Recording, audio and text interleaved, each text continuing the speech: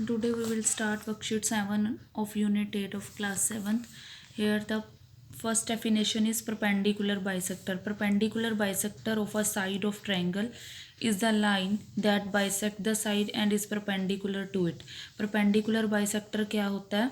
कोई भी एक ट्रायंगल है जो उसकी लाइन को क्या करे, बाइसेक्ट करे, मतलब टू इक्वल पार्ट्स में डिवाइड करे और वो इसके परपेंडिकुलर हो, मतलब यहाँ से यहाँ तक और यहाँ से यहाँ तक की लेंथ हो जाएगी इक्वल और ये एंगल क्या हो जाएगा 90 डिग्री। जो भी लाइन इसे ज्वाइन करेगी वो क्या हो जाएगी, perpendicular bisector of the side.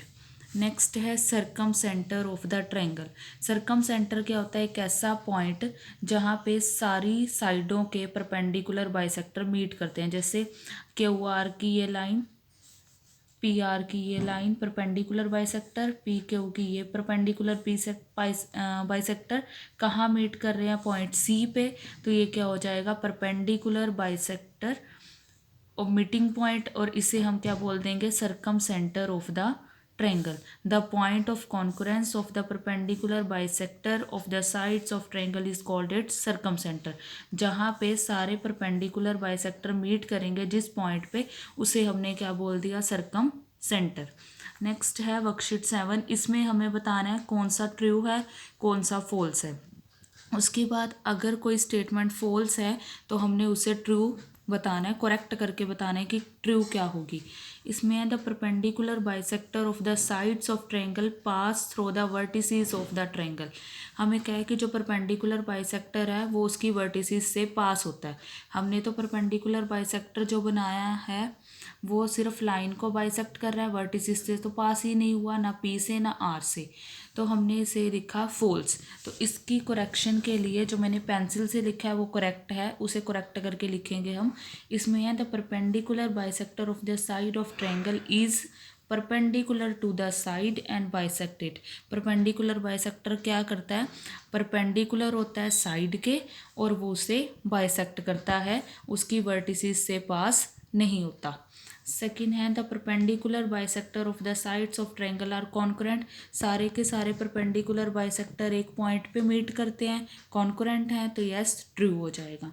Third है the circumcentre of a triangle is equidistance from the dash of the triangle. या साइड्स दिया है हमें, तो ये क्या है, फॉल्स, क्योंकि जो सरकम सेंटर है वो इक्वी डिस्टेंस किससे होता है, वर्टिसेस से। साइड से वर्टिसेस, साइड में हमने दो वर्टिसेस को ज्वाइन किया तब साइड बनी, वर्टिसेस से उसकी लेंथ इक्वल होगी, क्योंकि साइड को तो वो बाइसेक्ट कर रहा है, इसलिए साइड्स को काट के हमने क्या लिख देना है, वर्टिसेस।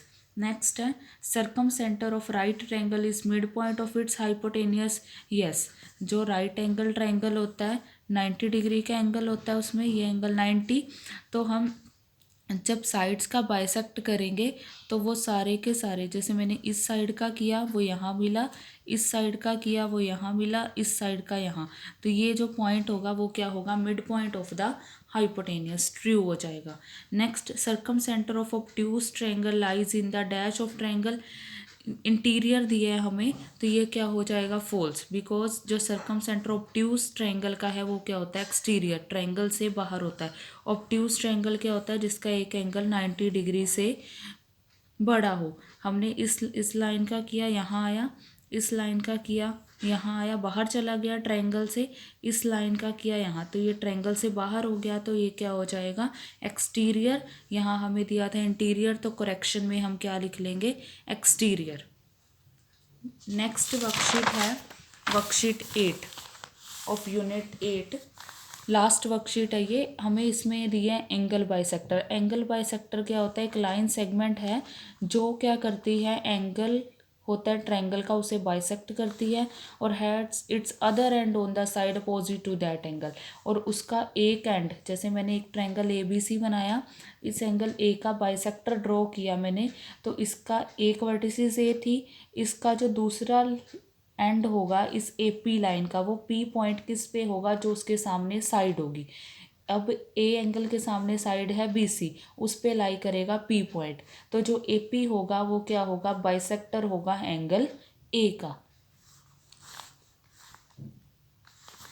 नेक्स्ट है इन सेंटर। जैसे हमने पिछली वर्कशीट में किया कि जो साइड्स के बाइसेक्टर मीट करते हैं उस पॉइंट को हमने बोला था सर्कम सेंटर। नेक्स्ट जिसमें हमारे पास क्या है, इन सेंटर। इन सेंटर क्या होता है, वो point of concurrence the angle bisector of triangle, जहाँ पे ट्रायंगल के तीनों एंगल्स के बाइसेक्टर जिस पॉइंट पे जाके मीट करेंगे उस पॉइंट को हम क्या बोल देंगे, incentre of the triangle. The point of concurrence of the angle bisector of triangle is called the incenter of the triangle. जहाँ पे सारे के सारे एंगल बाइसेक्टर्स मीट करेंगे उस पॉइंट को हम क्या बोल देंगे, incentre of the triangle.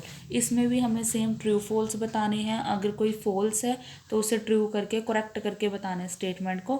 The angle bisector of triangle meet at it circumcentre. No, अभी हमने किया इन सेंटर तो क्या हो जाएगा, फॉल्स। सर्कम सेंटर की जगह क्या आ जाएगा, इन सेंटर पे मीट करते हैं angle bisector. Next, in centre of triangle is equidistance from it side. सारे के सारे लेंथ क्या हैं, इक्वल होंगी तो इक्वी डिस्टेंस हो जाएंगे, इक्वल डिस्टेंस पे हो जाएंगे तो क्या हो जाएगा, true. Next, in circle of triangle passes through the vertices. In circle है, इन सर्कल का मतलब है यहाँ हमने एक सर्कल ड्रॉ कर दिया ट्रायंगल के अंदर, वो इसकी वर्टिसेस से तो पास ही नहीं हुआ, ना ए से, सपोज ये बी ये सी, ए बी सी से पास नहीं हुआ, सिर्फ उसने क्या किया, टच किया साइड्स ऑफ द ट्रायंगल। तो क्या आ जाएगा, incircle of triangle touches all the sides of the triangle. Next है, incentre of triangle always lies in the exterior of the triangle. False, क्योंकि इन सेंटर कहाँ होता है, ये ट्रायंगल के एंगल बाइसेक्टर्स को हमने ड्रॉ किया, ये आ गया इधर वाले एंगल का, ये तीसरे का, ये तो अंदर ही है तो क्या हो जाएगा, इंटीरियर ऑफ द ट्रायंगल।